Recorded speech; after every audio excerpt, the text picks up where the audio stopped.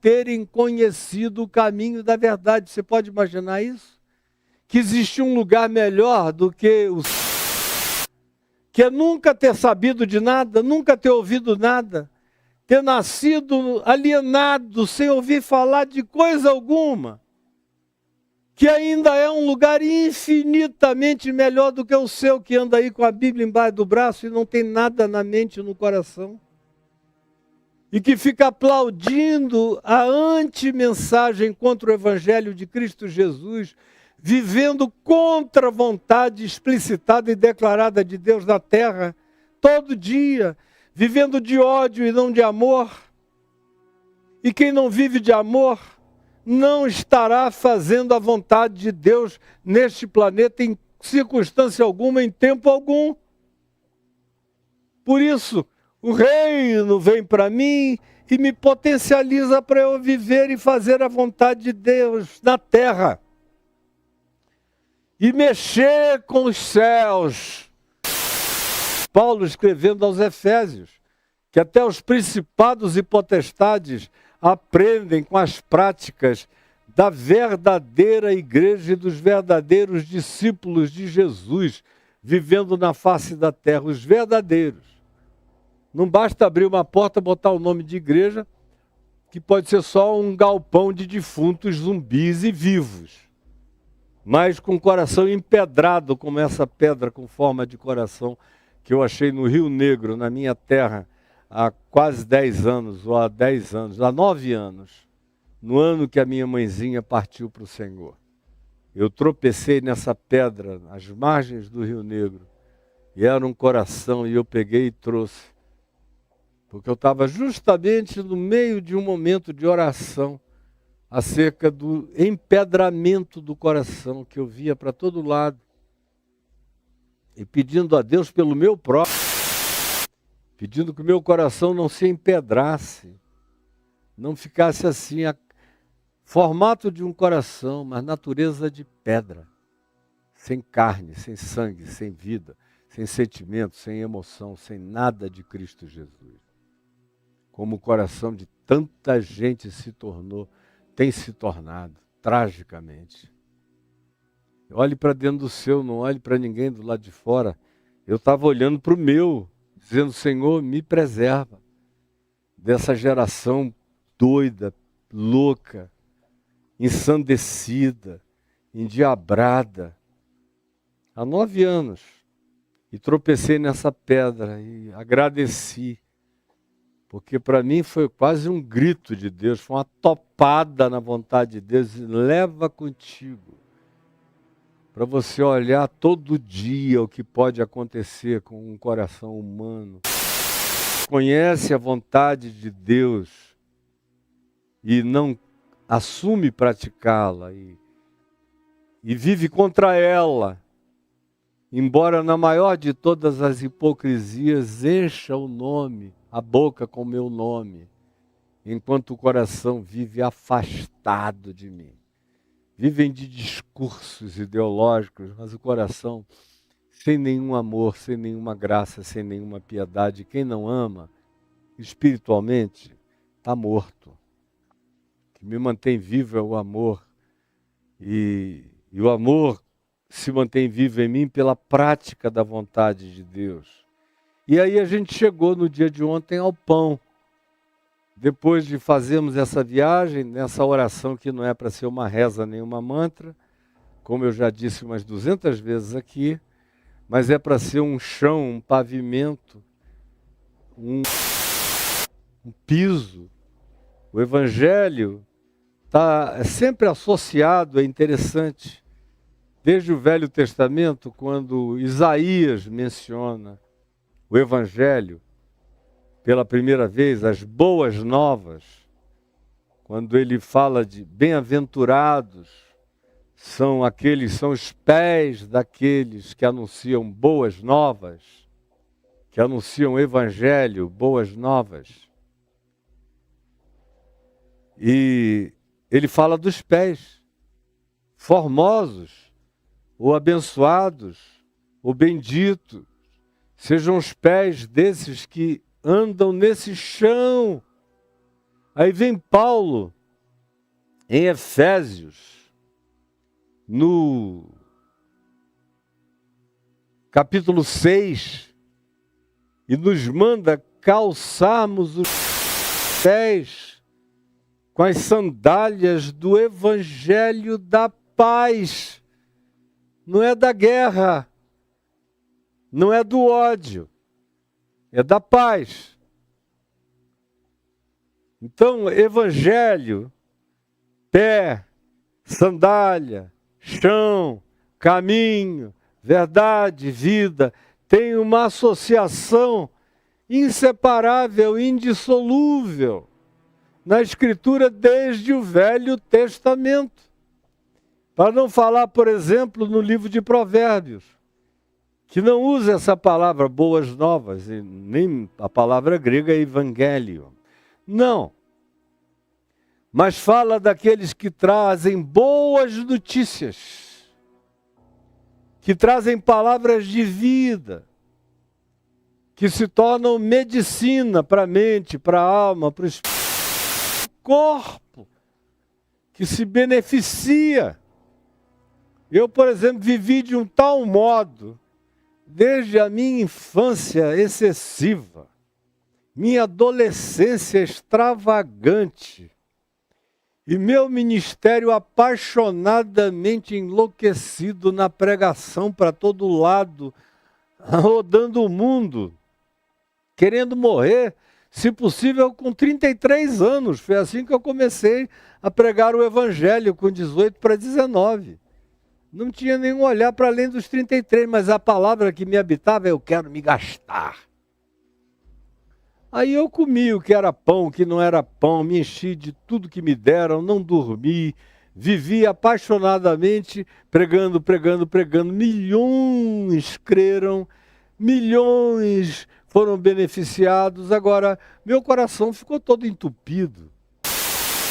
Eu carrego na carne as marcas desse tempo, dessas décadas e décadas. Sou a primeira pessoa na minha família a ter adquirido diabetes. Ninguém, nem de um lado nem do outro. Eu fui o inaugurador e não tem nada a ver com a minha genética familiar, mas com o meu estilo de vida. Mas eu só estou aqui ainda hoje, a caminho de daqui a 1 ano e 3 meses fazer 70 anos, porque se de um lado eu me consumi, me gastei todo, e até me fiz mal, na intensidade do estilo de vida que eu adotei durante tantos anos, sem parar jamais. De um outro lado, se não fosse essa palavra que eu preguei, que prego, eu não teria tido a energia vital, nem a força para chegar até aqui. E nesse sentido, hoje, eu estou melhor do que eu estava aos 38 anos de idade, aos 40 anos, aos 45, aos 50, aos 55. Em vários aspectos eu estou bem melhor, até fisicamente falando. Agora, o que me renova e que me enche dessa vitalidade contra tudo, contra todos, apesar de tudo e apesar de qualquer coisa, é a força viva do poder da ressurreição, da alegria de Cristo Jesus e da esperança da glória, que me habitam de maneira viva. Uma glória viva, graça viva, glória viva, pulsando no meu coração, me salvando pela misericórdia de Deus de não me tornar um ser empedernido, como é tão fácil acontecer. Basta você não prestar atenção, que é nessa que o mundo está andando. Aí, como ontem a gente viu, aqui na oração dominical, oração que Jesus disse que é para ser vivida, que é chão, é caminho, é verdade, para se transformar como caminho, como verdade em vida, para ser provada, experimentada, gozada em abundância, para que por essa consciência a gente aprenda a viver contente em toda e qualquer situação, Aprenda que o Salmo 23 não é uma poesia bonitinha atribuída a Davi, não, é uma verdade que eu conheço e conheci na vida dos meus pais e conheci na vida de outros que com sinceridade viveram com o mesmo pastor, que é Jesus. O Senhor é o meu... Ele é quem cuida de mim. Ele é que com a vara e o cajado me puxam para o lugar certo, me tange, me bate, me põe, me salva, me resgata, me devolve ao caminho, me põe no rumo da verdade. É nele que eu tenho vida e posso tê-la em abundância. Nada me falta, como diz a construção hebraica do Salmo 23. O Senhor é meu pastor e nada me falta. E quando Davi disse isso, ele não era rei de nada. Ele era simplesmente um jovem despossuído de quase tudo. Mas sabia que vivendo no Senhor nada lhe faltaria. Nada me falta, nem me faltou, nem me faltará. Nem o pão. O pão nosso de cada dia. Como a gente viu o pão para 1000 anos de acumulação. A esses, Jesus diz, como no Evangelho de Lucas, daquele homem que disse, eu vou ficar muito rico, rico, rico, rico, de maré, maré, maré, e vou ficar com bens e víveres e posses e recursos para viver muitos anos, e fez celeiros, conforme a antiguidade, não tinha esse sistema financeiro, bancário que a gente tem hoje. O cara plantava e colhia e guardava grãos, grãos, grãos, ou transformava em prata e em ouro. E o lugar mais seguro, às vezes, era enterrar em lugares secretos e misteriosos, para terem abundância, para muitas vidas. E Jesus disse, esse é um homem que preenche a definição de insano, de louco, que é o que você paga para... O coaching da insanidade, que acumula, acumula, acumula, acumula, e hoje chega alguém, uma voz celestial, e clama e demanda pela tua alma. E o que tu tens, você não vai saber nem para quem ficará, nem o que vão fazer dessa bagunça toda. A tua vida já é uma desconstrução do significado humano, e o que você deixa é miséria espalhada para todos os lados e ódio plantado por todos aqueles que deveriam ser a sua prole e que se transformarão em adversários e depois inimigos, odiosos e odientos uns dos outros. Porque não houve alegria na satisfação do pão nosso de cada dia. E aí ontem eu disse que o pão não é só o pão físico, é tudo que envolve o processo da alimentação. O pão é também um trabalho nosso, de nossa. O pão é o salário digno de cada um de nós. O pão é, mesmo não tendo emprego, se oferecendo, se entregando para trabalhar, porque emprego para todo mundo não há, mas trabalho para quem quer, na maioria das vezes, não falta. Especialmente se você estiver topando fazer qualquer coisa que seja o suficiente para trazer o pão nosso de cada dia para a sua mesa. E é nosso não porque é meu, e da minha mulher e dos meus filhos, ou generosamente dos meus netos, não. É nosso porque tem que ser para todos no mundo inteiro. Mas a gente já criou um sistema, como eu tenho repetido cansativamente, no planeta, onde 1% do planeta detém a riqueza de 60% da população. E é onde a ambição planetária é alcançar o estilo de vida médio americano. E os cálculos estão feitos. Nós precisaríamos de uma Terra 7 vezes maior do que a nossa Terra, do que o nosso planeta, para que cada habitante da Terra tivesse a possibilidade de viver nas categorias da classe média americana.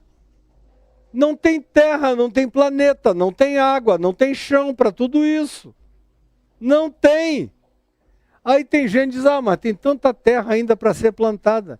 Mas ninguém pode transformar o planeta numa fazenda. Ele precisa ser natureza. Ele precisa não ser um planeta agrícola. Ele precisa ser também um planeta natural, de todos os animais, das espécies. De modo que quando eu estou dizendo o pão nosso de cada dia nos dá hoje, eu lucidamente, se lucidez eu tenho, eu estou também fazendo uma apologia pela manutenção de tudo aquilo que não pode perder o equilíbrio sistêmico planetário. Do contrário, não haverá pão para ninguém. Pelo amor de Deus, será que eu estou falando russo, grego, que você não consegue entender? Ninguém fica rico de tudo sem que milhões se empobreçam de tudo. Os recursos são limitados. Então, se sobra com abundância sem tamanho, nas mãos poucas de alguns, vai faltar de milhões e de bilhões. Vai sobrar fome para bilhões de pessoas na Terra. Não é possível que você não consiga entender isso. Quem é você? Ou será que eu estou pregando para uma assembleia de demônios, de diabos, de gente que está mesmo dizendo, idiota, você não sabe não que quanto pior, quanto mais fome, melhor. Esse pessoal que está passando fome é otário. Ou como disse o deputado Marcos Feliciano, é todo mundo da descendência de Cão. Cão, um dos filhos de Noé, Sem, Cão e Jafé. Sem são os semitas, de onde vêm os israelenses, os árabes, os palestinos, são todos semitas. Jafé, todos aqueles que estão mais por Oriente, são descendentes de Jafé, embora esteja tudo já misturado há muito tempo. Não tem mais nada estanque. Tem gente com DNA de Cão no genoma dos descendentes de Sem, tem gente com DNA semita entre os descendentes de Cão, tem gente com DNA de Cão entre os descendentes de Jafé, assim como em cada ser humano praticamente tem DNA de Neandertais. Então isso tudo é uma grande balela, mas o Marco Feliciano teve a coragem de dizer que a África era o continente da pobreza e da fome, porque eles eram descendentes de Cão por causa da pele negra. Olha só a antropologia dessa figura de atitude perversa. Infelizmente, eu digo isso com tristeza.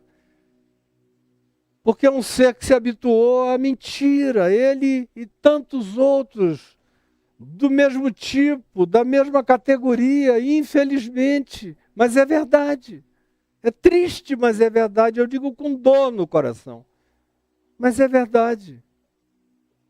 E o cara tem o despudor de falar uma coisa dessa. Que está gravada aí, que roda. E que ele nunca veio a público desmentir. Porque a vida e a prática dele confirma isso, pelas escolhas que ele faz todos os dias. Pelos lados que ele assume todos os dias. Então, quando eu digo pão nosso, eu estou dizendo algo muito maior do que vai à padaria e me traz um pedaço de pão. Falando de um sistema todo, porque o pão está ligado a toda a cadeia de produção de alimento, de engenharia socioeconômica, de distribuição mínima de renda, de estados minimamente solidários e justos, de taxações que diminuam a exorbitância horrorosa da lucratividade demoníaca de pessoas que vão se tornando donas do planeta. Não dá para falar o pão nosso de cada dia, pelo menos para mim não dá, sem pensar no Elon Musk, que é uma pessoa que me preocupa desde que ele apareceu no horizonte imediato aí da história da riqueza trilhardária planetária. E aí o cara vai crescendo com uma ambição voluptuosa, de informações da Terra inteira, de controle tecnológico da Terra inteira, da construção de um planeta alternativo para 1 milhão de pessoas até 2050 em Marte. Porque é um cara que já desistiu da sobrevivência humana na Terra, já está pensando na sobrevivência dos que, semelhantemente a ele, podem ir para longe e inaugurar um novo estado de coisas perversas, porque aonde quer que esses corações vão do jeito que eles são, vão perversificar qualquer planeta, ou exoplaneta, ou qualquer ambiente, ou qualquer dimensão. Para onde se mudem, vão perversificar isso. Sem mudança de coração, a gente perversifica o que quer que a gente toque. E a gente bebe do cálice da nossa própria maldade. Quando você fala em pão, você também está falando em toda essa estrutura de sociedade que a gente tem. Onde o pão é dominado por alguns, onde o poder está nas mãos de alguns, poucos. E aonde tem gente com ambições de divindades, como é o caso desse senhor Elon Musk, que é um cara insaciável, que deseja controlar o mundo inteiro, que quer ser amigo de extraterrestres, que dispõe, por causa do dinheiro e da acessibilidade que o dinheiro dá, de informações que são negadas, inclusive, aos congressistas e senadores e governantes planetários. Mas os grandes ricos da iniciativa privada, junto com os governos ocultos por trás de todos os governos e estados, acesso ao impensável que está rolando aqui entre nós, enquanto você fica aí, dizendo as suas besteirinhas, alienado de tudo e chamando juízo sobre você mesmo e sobre o resto do mundo, porque o pão que pode salvar a nossa vida, que não é só feito de trigo, é o pão do alimento, é o pão do emprego, é o pão do trabalho, é o pão da medicina, é o pão do remédio, é o pão da moradia, é o pão da sombra, é o pão da árvore levantada, erguida, frutificando, é o pão dos animais, é o pão da preservação das existências múltiplas na terra, debaixo da terra, nos mares, nos rios. É o pão acerca do qual clama aqui no Apocalipse capítulo 14, sobre o qual eu venho falando desde o tempo que eu era um jovem pastor morando em Manaus, há 50 anos atrás. Quando eu li aquilo a primeira vez, eu levei um impacto que parecia que tinha sido escrito para mim. Quando se descreve no Apocalipse, no capítulo 14, eis que eu vi um anjo voando pelo meio do céu, clamando e gritando em grande voz a todos os que habitam sobre a face da terra: temei a Deus e dai-lhe glória, a Ele que criou os céus, as muitas dimensões, camadas e existências, os céus, a terra, os mares que ocupam 5% do planeta, sem cujos mares não pode haver vida na terra, e não é só água no mar, é vida no mar, é saúde no mar. Ele que criou os céus, a terra, os mares, os rios. E eu morando no Amazonas, pensando logo na multiplicação das águas. E ele conclui, o anjo, dizendo: temei aquele que criou todas as fontes das águas. E a gente sabe que a maior commodity do planeta é a água. Que a gente está poluindo e estragando e acabando. Vai haver guerra pela água na Terra. Hoje eles estão guerreando por causa do petróleo. O Maduro quer incorporar 75% da Venezuela. Acharam petróleo lá como se ele já não tivesse petróleo, sem saber nem o que fazer. Agora, o petróleo é só uma desculpa. Porque a Venezuela tem mais petróleo do que todos os outros países petrolíferos. Petróleo inexplorado. Riquezas inexploradas. O que ele quer é só criar uma confusão para ver se mantém na posição por mais um período de ditatorialidade, esmagando esse povo infeliz da Venezuela, que eu pessoalmente já conheci em diversas outras ocasiões, vivendo com muito mais felicidade e liberdade extravagantemente maior do que agora, onde já não há essa coisa lá. Mas você assumiu o seu Alzheimer e o seu esquecimento. E não quer entender que esse pão nosso tem a ver mais com de olhar em casa. Em casa todo mundo está comendo. Não é pão meu, é pão de todos nós, é pão da terra, é pão do mundo. Como Jesus disse, e ele próprio se ofereceu como analogia suprema desse pão. Quando ele falou que ele era o pão da vida, aqui no Evangelho de João, onde ele fala recorrentemente sobre o assunto, quando ele fala que ele é o pão da vida, e convida todo mundo a se alimentar dele. Aí os religiosos judeus disseram: olha, o pão quem nos deu foi Moisés, quando fez o maná cair do céu, como se Moisés tivesse esse poder. Coitado do Moisés, não conseguia nem fazer o rosto dele parar de desvanecer, escondido atrás de um véu, de acordo com Paulo em 2 Coríntios, no capítulo 3, até o fim da vida, para que os filhos de Israel não percebessem a desvanecência de Moisés, que tinha perdido todo o brilho.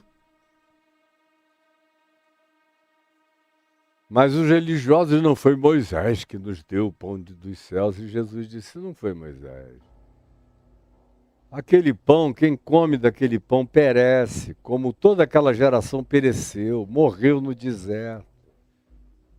Como esse outro pão que é tão importante para a manutenção da vida cotidiana de todos os humanos, enquanto estiverem vida e saúde, no ciclo deles de habitação planetária.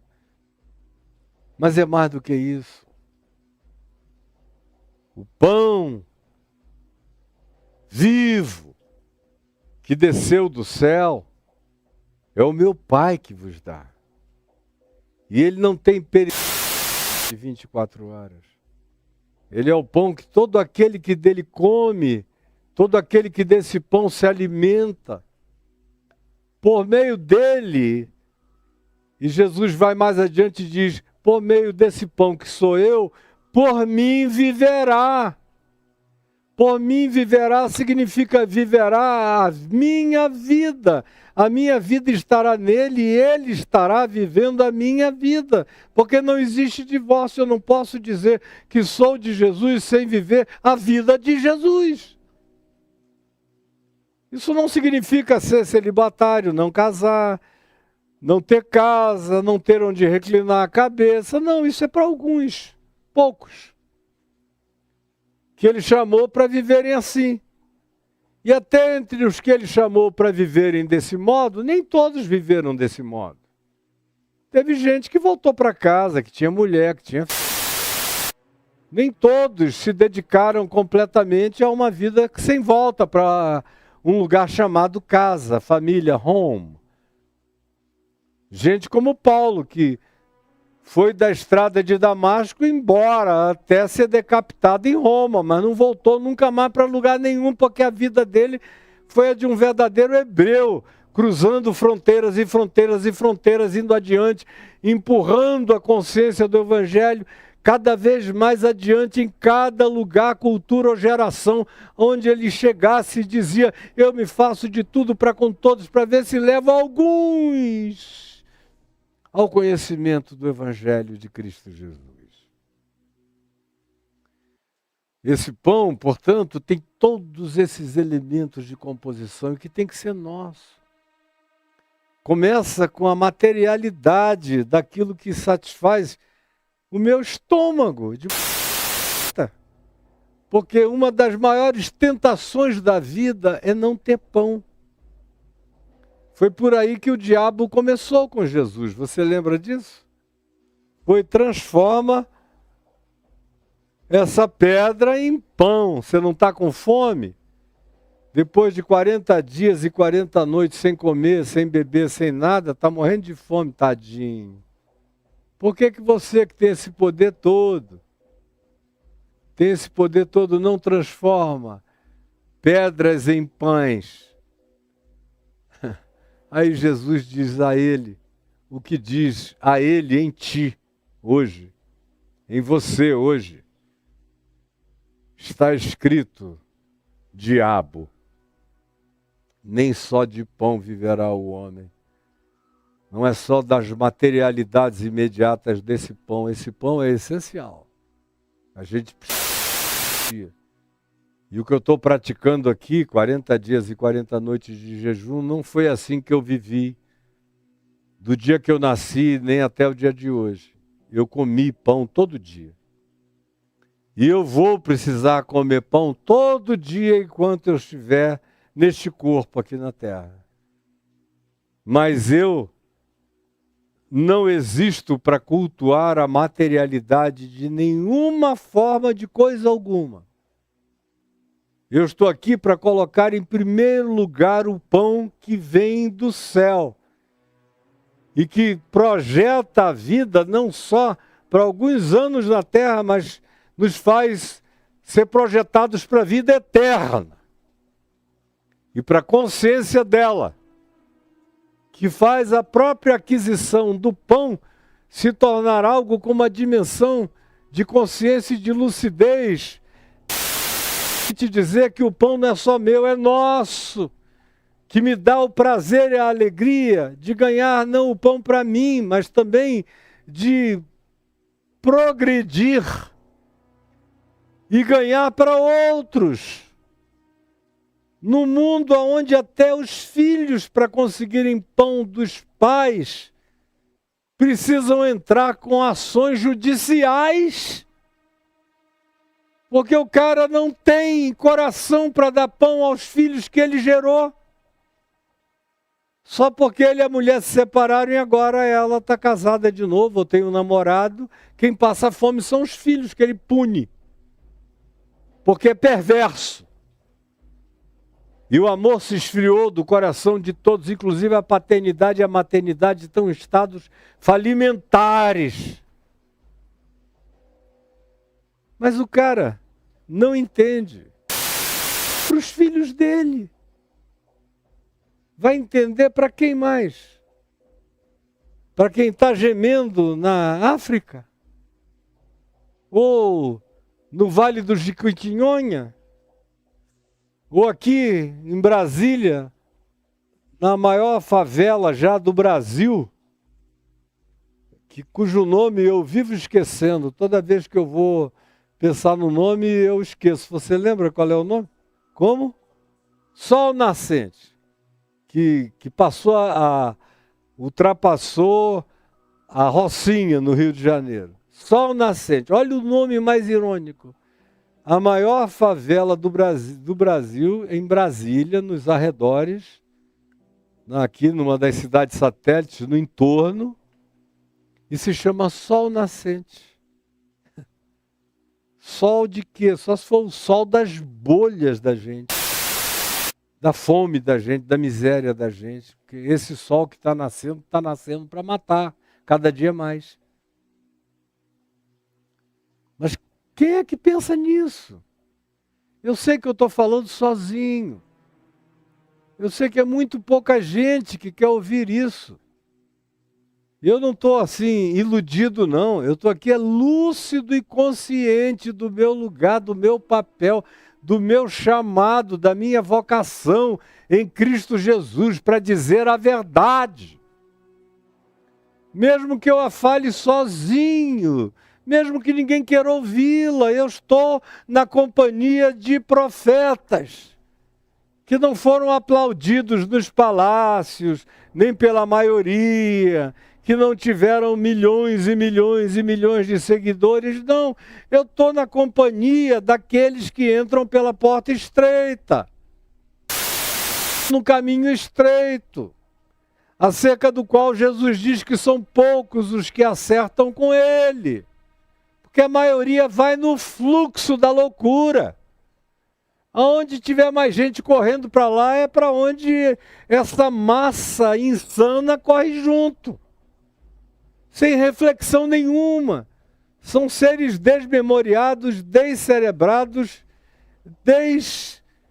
despensados e completamente destituídos de humanidade crescente. A cada dia se torna pior.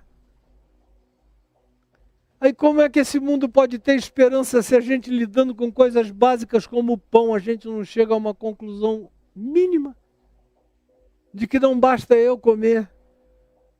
Aí tem gente reclamando para todo lado, não, a violência no Rio de Janeiro. Cara, coloque pão na mesa de todo mundo. A sua educação para todo mundo, pão para todo mundo, um SUS que não seja só uma rede, mas que tenha toda sorte de medicação, de medicamento, e de prontidão, e de serviço rápido, e de médicos sinceros, e não carrapatos, sanguessugas. Porque a boa parte dos médicos se tornaram sanguessugas. Eu me lembro do tempo da medicina altruísta, que o cara reservava ali uma parcela do seu dia para atender de graça. Como eu tive um avô que chegou a ser governador, vice-governador, mas achou que a melhor maneira de servir o próximo era ele mesmo cuidando das pessoas. Hospital, botou a família num canto da casa e atendeu os pobres e os miseráveis no hospital até morrer. Esse tipo de gente acabou. Se aparecer um cara desse aqui, vai dar 50 minutos de fantástico. Mas só serve para isso, para uma matériazinha e pronto. Para ser esquecido, não para virar uma prática, um desafio, um projeto, uma proposta. E os médicos? Meu tio, que já partiu, que era um médico. Meu sogro, que foi médico. Todos os médicos, até alguns 50 anos atrás, pelo menos, reservavam um tempo da sua carga horária para atender pobres e necessitados e quem não podia pagar. Agora, isso você só encontra nos Médicos Sem Fronteira, que já é um grupo de pessoas ultra altruístas, porque do contrário, entre nós, eles já não estão mais saindo das faculdades assim. A faculdade está tirando as faculdades mentais, emocionais e afetivas das pessoas. Saem seres empedernidos que só pensam em grana, em dinheiro, e aonde vão passar as férias e em que castelos vão se hospedar. Infelizmente, é nesse estado que nós chegamos. Agora eu estava dizendo, você está falando de violência urbana, de insegurança para todo lado. Não tem como ser diferente. Não tem como. A polícia não vai conseguir policiar, ela vai se corromper, vai virar milícia. Não tem como. Os garotos das comunidades pobres precisam comer pão, mesmo que tenham que vender pó, vender droga, vender crack. E aí, a falta do pão cria um abismo que acaba se transformando em todo tipo de miséria, de violência. Porque nem só também de pão vive o homem, mas também vive de educação, de medicina, de conhecimento, de ciência, de oportunidade, de chance, de equivalências mínimas, de aquisição de trabalho, de assalariamento, de oportunidade. Tudo isso tem a ver com o pão nosso de cada dia. Quanto mais complexa fica a sociedade, mais o conceito do pão se dilata. E o pão nosso de cada dia vira também ciência nossa de cada dia. Conhecimento, aprendizagem, ensino. Vira tudo. Vira meio ambiente, vira tudo que eu já falei aqui. Sem ter esboçado nada, eu não venho aqui com nada esboçado, eu venho aqui para derramar a verdade do coração. E falar a verdade da vida em nome de Jesus. De modo que nunca mais você vai poder olhar para o pão e pensar que o pão é só aquilo. Ele é tudo isso. Quando você diz, o pão nosso de cada dia, Pai nosso, o pão nosso, você está falando disso tudo. E você está orando por isso tudo. E você está tendo com esse conjunto de alimentos que tem no pão a sua materialização mais óbvia. E tem na palavra que sai da boca de Deus, que deixa eu te dizer, não é só o que está aqui entre essa capa e essa capa do livro que você chama Bíblia, e que significa biblioteca, Biblos.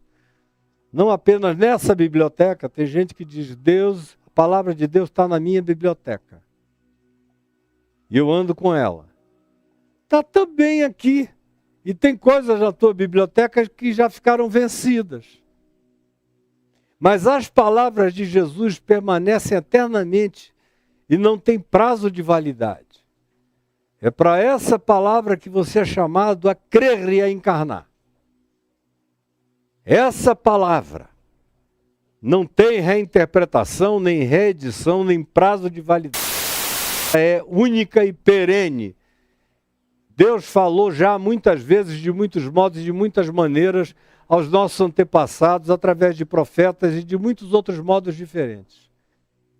Mas diz o escritor de Hebreus no capítulo 1, nesses últimos dias ele nos falou através de Jesus, do seu Filho, do Cristo encarnado, que é a expressão exata do ser dele, para o ser humano aprender como homem deve ser, quem Deus é e como homem deve ser, aprender quem Deus é e como homem deve ser, aprender quem Deus é e como homem deve ser. Quando eu digo homem, pelo amor de Deus, me poupe, eu estou falando do gênero humano, e não de pintos e pepecas, ou de gêneros, de opções de outra natureza. Estou falando da generalidade universal, não me cansem, por favor, também. Estou cansado também de tudo isso.